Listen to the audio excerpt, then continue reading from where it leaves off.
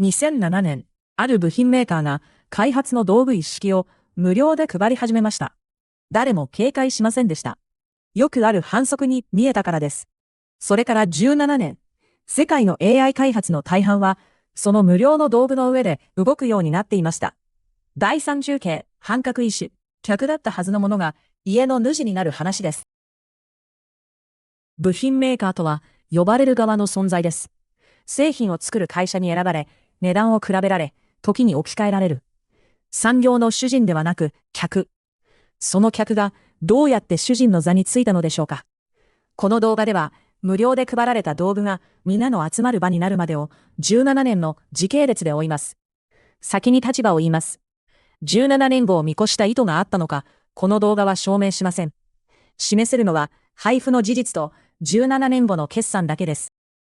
配役を3つの色で、金は NVIDIA、ゲーム用の画像処理チップ、GPU を作る部品の会社として物語に登場します。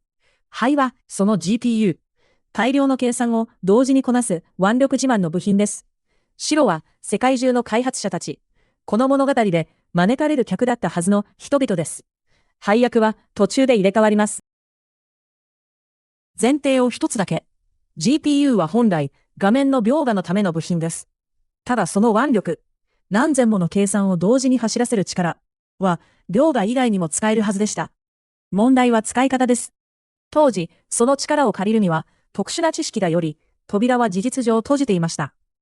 腕力はあるのに呼び出す言葉がない。研究者たちはその腕力を横目に見ながら素通りしていました。2007年、NVIDIA はCUDAを発表します。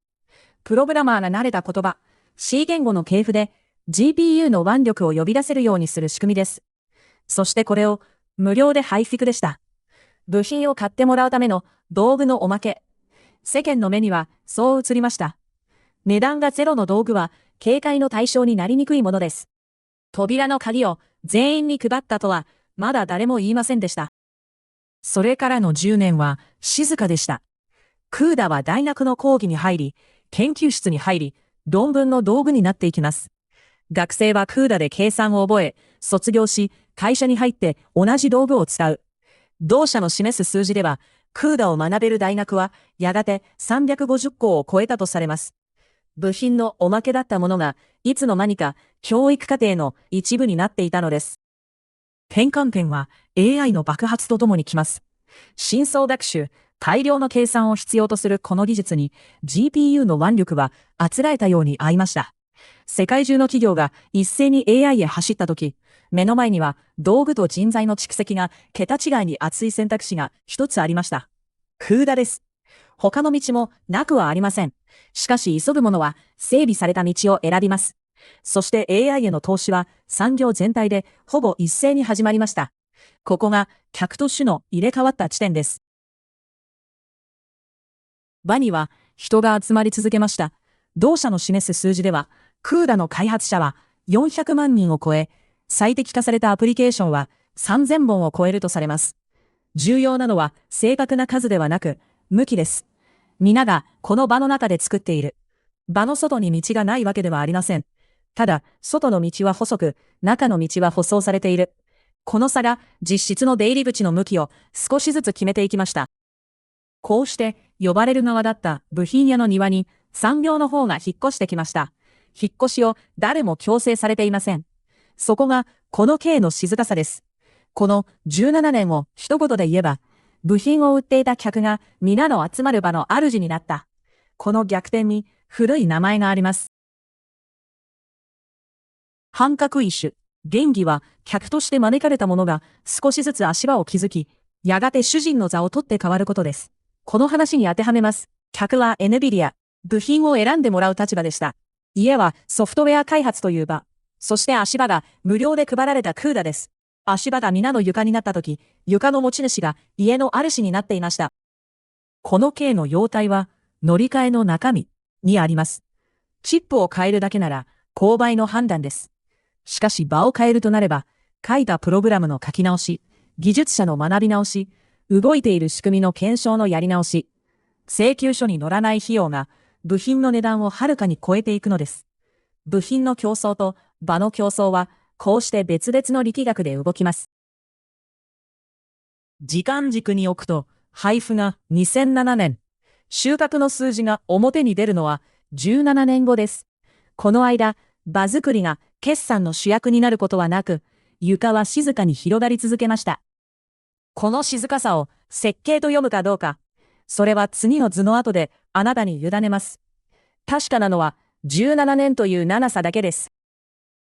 収穫の数字を見ます。FY2024 年、NVIDIA のデータセンター事業の売上は475億ドル。前の年からプラス217%。1年で3倍以上です。この伸び方は、チップの性能だけでは説明しきれません。最大の追い風が AI 需要の爆発であることは間違いありません。ただ、その追い風がどこへ吹き込むかを決めたもの。その一つが17年かけて積もった場だったと読める数字です。冒頭の立場を確認します。2007年の NVIDIA がこの17年後を見越していたのかどうか、それを示す内部資料はありません。壮大な設計だったのか、それとも幸運な帰結だったのか、断定はできないのです。確かなのは、無料の配布という起点と、475億ドルという到達点。その2点だけは、解釈ではなく、記録です。17年の結末です。かつて選ばれる側だった部品の会社を、今、産業の方が訪ねてきます。穴の座は、奪い取ったものではなく、育てた場所に後からついてきたものでした。選ぶ側と選ばれる側は、こうして音もなく入れ替わったのです。最後に、主の側の請求書です。場の主は場を維持し続けなければなりません。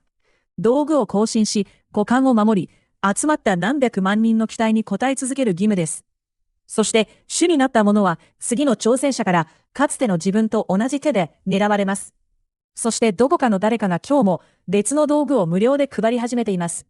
主の座を得たこの方法を次の挑戦者も知っているからです。半角一種、総括します。部品ではなく場を売る。教訓は一つです。自社がどの場の上で作っているかを知り、その場の主が誰かを知ること。日本企業なら無料で使っている開発の道具の一覧こそ17年後の力関係の予告編です。場を作って無視になる系の隣に、たった一つの好条件で相手の判断を溶かす系があります。理人系。その前に、この系の掟を3行だけ置いて終わります。配れ。使われた場所があなたの家になる。そして家は建てたものが履き続ける。